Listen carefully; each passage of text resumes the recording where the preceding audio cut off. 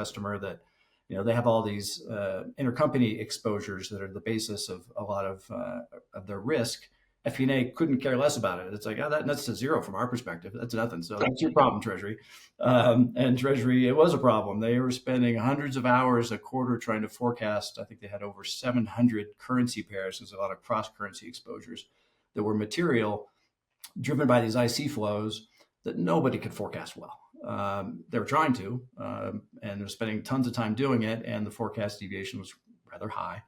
So that was just a really good use case for an AI model, right? So just looking at all the potential things that can feed into all these IC flows.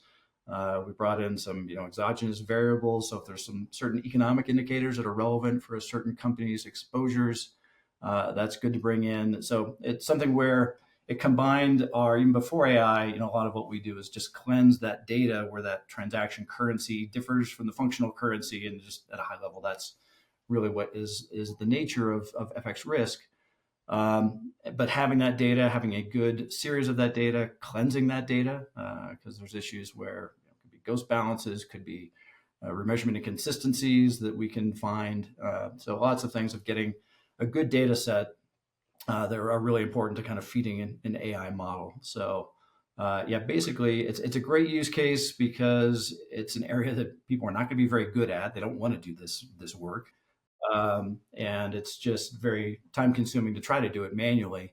So it ended up being a great success story there. So that's just kind of one example, but really there can be, a lot of different ways to apply AI to the split of FX at a company is really the thing that a lot of companies don't do well.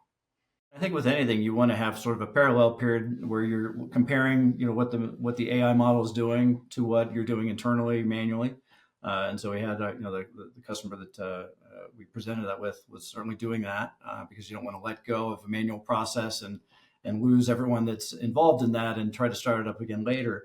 So really, you kind of get a scorecard every month. It's like, all right, which one is more accurate? And we're forecasting a lot of different things, and the AI model was just trouncing the manual one just time and time again for many exposures.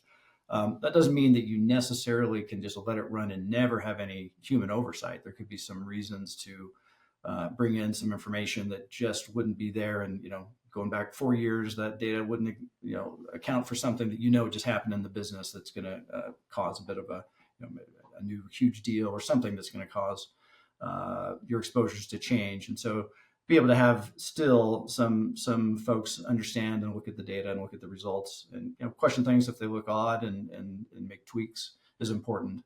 But really, it's just you got enough information pretty quickly that it was doing very well compared to the manual one and saving a ton of time.